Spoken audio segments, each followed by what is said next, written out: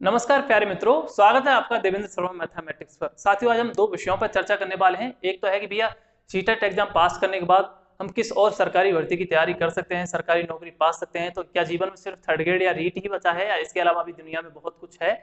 तो निश्चित तौर पर कई सारी भर्तियां हैं जिनके बारे में हम आज चर्चा करेंगे, उनके बारे में मैं आपको बताऊंगा। दूसरा है कि भैया बीएड जो है वो पीआरटी लेवल में इनवैलिड होगा या नहीं होगा, यानी प्राइमरी लेवल में जो बीएड है वो इनवैलिड होगा या नहीं होगा, क्या उसका चल रहा है। क्योंकि इसमें जो है सीटेट का जो है साथियों परिणाम रुका हुआ है। हालांकि परिणाम आ चुका है, लेकिन जो वो आते हैं अपने सर्टिफिकेट आते हैं डिजी लॉकर में, वो वहां पे नहीं आए। अब उसमें दो चीजें हो सकती हैं। हो सकता है कि आपका जो बीएड का परिणाम है उसको रोक दिया जाए, और या फिर ऐसा भी हो सकता है कि आपके लिए उसमें ये लिख दिया जाए कि भैया ये जो भर्ती है, ये जो परिणाम है आपका कोर्ट के अधीन है, बीएड वालों के लिए, है ना। क्योंकि जब तक सुप्रीम कोर्ट में आपको पता है कि केस लगा हुआ है, जहां पे एनसीटी तो कहती है कि भैया बीएड वालों को शामिल कर लेना चाहिए। क्योंकि जो है उन लोगों को शामिल करके वो दो साल का जो 2 साल के अंदर अंदर जो 6 महीने का ब्रिज कोर्स होता है, इस ब्रिज कोर्स करके उस ब्रिज कोर्स को करके वो सरकारी नौकरी ले सकते हैं प्राइमरी लेवल में। वहीं जो है याचिकाकर्ताओं ने भी याचिका लगाई हुई है इस संबंध में। तो देखिए, जब तक आपका वर्ड जो है जजमेंट नहीं आ जाता सुप्रीम कोर्ट का, इस संबंध में थोड़ी सी परेशानी बनी ही रहती है। क्योंकि देखिए, अब कई सारे साथियों के क्या अदर एग्जाम भी तैयारी कर रहे होते हैं स्टेट के अलावा भी, जैसे केवीएस का है, डीएसपी ट्रिपल एसपी का है, तो उनको भी परेशानी होती है। अब कई लोगों ने क्या वहां पे भी बीएड वालों ने क्या पीआरटी की तैयारी की हुई है और एग्जाम भी दे दिया। अब उनके किसी के इंटरव्यू अटके हुए हैं, अब वो इसी डर में है कि यार पता नहीं क्या होगा वहां पे। तो देखिए, चीजें थोड़ा सा कम कॉम्प्लिकेटेड हैं। ये चीजें अगर क्लियर हो जाए तो कई सारे अभ्यर्थियों के दिमाग में से ये सारी चीजें एकदम वो अपना एकदम निश्चित होकर तैयारी कर सके। हाँ भैया, हमें इस दिशा में जाना है, इसकी तैयारी करनी है, ये हमारे लिए है ही नहीं, है ना। क्योंकि एक बार आप फॉर्म फिल करा लेते हो, फिर जो बाद में है आपके लिए वही सारी चीजें आती हैं, कोर्ट के अधीन आपकी भर्ती होती है, ये सब चीजें हैं ना। तो ये सारी चीजें थी जो सर्टिफिकेट को लेकर कई सारे साथी कह रहे थे कि भैया सर्टिफिकेट का क्या होगा। तो मैंने आपको बता दिया, या तो हो सकता है बीएड वालों को वहां पे परिणाम रोक दिया जाए, या फिर सर्टिफिकेट जारी कर दिए जाएंगे आपके लिए, उसमें लिख दिया जाएगा भाई कोर्ट के अधीन है, ये सब, है ना।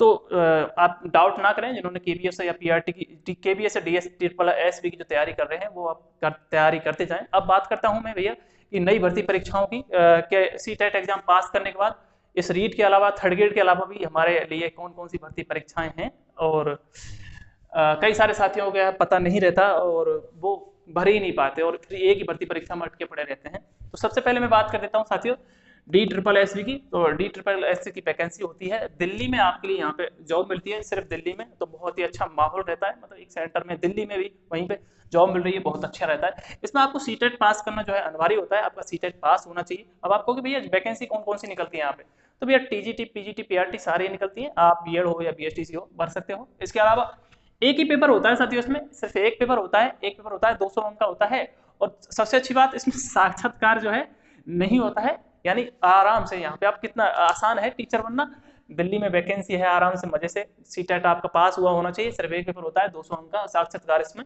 नहीं होता है ना। तो सीधा सीधा सा सिंपल सा है, इसमें ज्यादा कुछ है नहीं। दूसरा है भैया एनबीएस, यानी आपके लिए एनवीएस जवाहर नवोदय विद्यालय में जो वैकेंसी निकलती है। आप देखा होगी आपके गांव के आसपास जवाहर नवोदय विद्यालय होते हैं, तो वहां पे भी आपके लिए वैकेंसी निकलती है। लेकिन यहाँ पे साथियों ध्यान रखना, यहाँ पे प्राइमरी टीचर के लिए जो वैकेंसी नहीं निकलती, यानी 1 से 5 तक जो निकलती, क्योंकि जवाहर नवोदय विद्यालय होते हैं वो 6 to 12 होते हैं, इसलिए वहाँ पे 1 से 5 तक की जो जगह नहीं निकलती। तो किसकी निकलती भैया, तो भैया टीजीटी की निकलती है, यानी 6 से 10 तक की।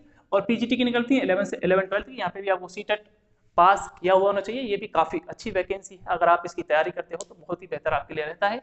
इसके अलावा भैया AEES और सुपर टेट होता है यूपी का। हालांकि ये भर्ती पता नहीं कब कहाँ कैसे आएगी, अभी तक इसका कुछ आता पता नहीं है।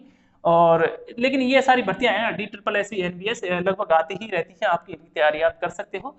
इसके अलावा मैंने इसके बारे में आपको बता दिया कि ये सीटेट इनवैलिड प्राइमरी टीचर में होगा नहीं होगा। फिर मैं एक बार बता देता हूँ। देखिए, हर एक के विचार होते हैं और सब लोग चाहते हैं कि उनको सरकारी नौकरी मिले। अब जो बीएड है वो शामिल होगा या नहीं होगा, या बीएड को बाहर किया जाएगा या नहीं किया जाएगा, सुप्रीम कोर्ट के जजमेंट पे निर्भर करता है। जो भी सुप्रीम कोर्ट का जो है जजमेंट आएगा उसको हम स्वीकार करेंगे, और सभी साथियों को मेरे हिसाब से स्वीकार करना भी चाहिए जो भी है। उसके बाद आपको आगे बढ़ जाना चाहिए। फिलहाल में आप तैयारी कर सकते हैं, डी ट्रिपल एस की कर सकते हैं, एनबीएस की कर सकते हैं। और कई सारे साथी हैं जो थर्ड ग्रेड की भर्ती परीक्षा का परिणाम है उसके लिए भी वेट कर रहे हैं। आप वेट ना करें, आपके चाहे कितने भी अंक बन रहे हो, आपको चाहे सेकंड ग्रेड की तैयारी करनी है या इनमें से केंद्र के किसी भी भर्ती की तैयारी करनी है आप अभी से लग जाइए, क्योंकि समय बर्बाद करोगे तो आपके लिए ही परेशानी। या आपको लगता है कि आपसे नहीं हो रहा, आपसे सरकारी नौकरी में नहीं हो पाएगा, तो आप कोई प्राइवेट जॉब भी कर सकते हैं, कोई यूट्यूब चैनल भी खोल सकते हैं, कोई इतना मुश्किल नहीं है अगर आपकी टीचिंग स्किल्स अच्छी है तो।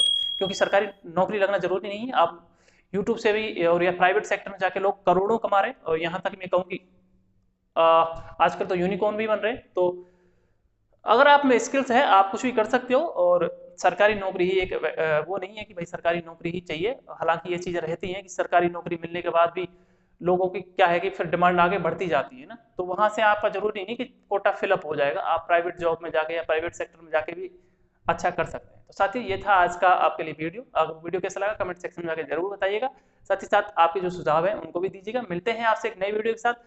जय हिंद, जय भारत।